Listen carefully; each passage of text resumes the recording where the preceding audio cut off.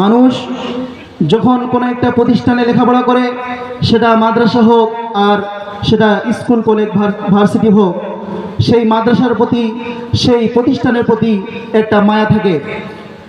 বাসার প্রতি, জন্মস্থানের প্রতি মানুষের জন্য যেমন একটা মায়া থাকে, ঠিক তেমনি শিক্ষা প্রতিষ্ঠানের প্রতিও একটা মানুষের মায়া থাকে। সেই দৃষ্টিকোণ থেকেই আমাদের উস্তাদবৃন্দরা তিনারা আজকে এই পুনর্মিলন অনুষ্ঠানের আয়োজন করেছেন, যেন আমাদের পুরাতন সকল ছাত্র ভাইরা এসে তাদের মনের যে কথাগুলো ব্যক্ত করতে পারে এবং একজন সাথী ভাই আরেকজন সাথী ভাইয়ের সঙ্গে দেখা করতে পারে। একটা মিলন মেলার অনুষ্ঠান এখানে করা হয়েছে। তো যাই হোক, আমি সকলকে সাধুবাদ জানাই। আমি আপনাদের সামনে যে আয়াতে কারিমা তিলাওয়াত করেছি, আল্লাহ তাআলা এই আয়াতের মধ্যে নবীকে লক্ষ্য করে বলতেছেন, লা তাজিদান্না আশাদ্দান নাসি আদাওয়াতাল লিল্লাযিনা আমানুল ইয়াহুদা ওয়াল্লাযিনা আশরাকু।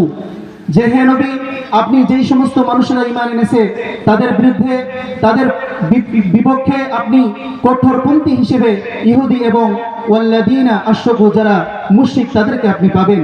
আল্লাহ তাআলা মুসলমানদেরকে সৃষ্টি করেছেন, মানুষদেরকে সৃষ্টি করেছেন, মুসলমানদের জীবন বিধান দিয়েছেন আল কুরআন, এবং সঙ্গে সঙ্গে রাসূল করিম সাল্লাল্লাহু আলাইহি সাল্লামকে এই পৃথিবীর বুকে পাঠিয়েছেন যেন রাসূল করিম সাল্লাল্লাহু আলাইহি সাল্লাম মুসলমানদের দিক নির্দেশনা দিতে পারে।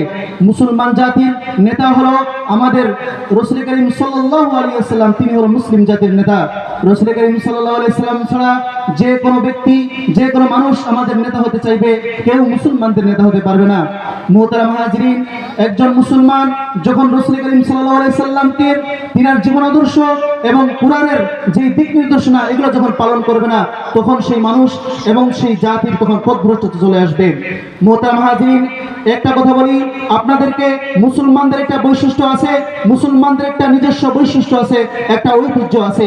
মুসলমান জাতি এক সময় ছিল অনুসরণীয় এবং অনুকরণীয়, কিন্তু যখন মুসলমান জাতি নিজেদের বৈশিষ্ট্য এবং নিজেদের ঐতিহ্যকে বিসর্জন দিয়েছে, তখন থেকেই মুসলমান জাতি অনুসরণকারী এবং অনুকরণকারীতে পরিণত হয়ে গেছে। যেই মুসলমানদেরকে একসময় মানুষ অনুসরণ করত, সেই মুসলমানরাই এক সময় আজকে এই পর্যায়ে এসে আমরা অন্যান্য বিধর্মী জাতিকে আমরা অনুসরণ করতেছি, অথচ আল্লাহ তাআলা আমাদের জন্য সুন্দর একটা জীবন ব্যবস্থা করে দিয়েছে।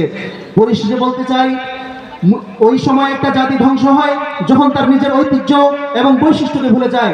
বাঘ, তারও কিন্তু একটা বৈশিষ্ট্য আছে, তার একটা ঐতিহ্য আছে। বাঘ যখন তার ঐতিহ্য গর্জনটাকে ভুলে যায়, তখন তাকে বাঘ বলা হয় না, তখন তাকে ছাগল বলা হয়। ঠিক তেমনি ফুলের একটা বৈশিষ্ট্য আছে, ফুলের একটা ঐতিহ্য আছে, সেটা হলো সুগন্ধি ছড়াবে।